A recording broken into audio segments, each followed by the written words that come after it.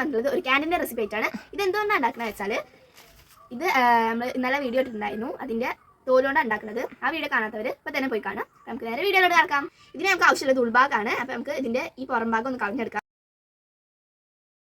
നമുക്കിത് ചെറിയ പീസാക്കി കട്ട് ചെയ്തെടുക്കാം.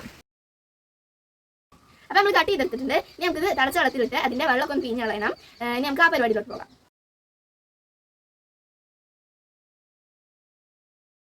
ഇതിലേക്ക് ആവശ്യത്തിനുള്ള ഷുഗർ ഇട്ട് കൊടുക്കാം.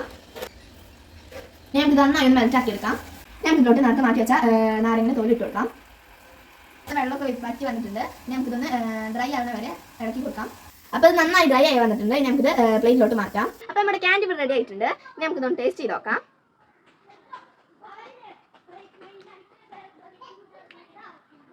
അടിപൊളിയാണ്. ഒരു നമ്മളെ ചെല്ലിമിഠായിൻ്റെ പോലെയൊക്കെ ഉണ്ട്.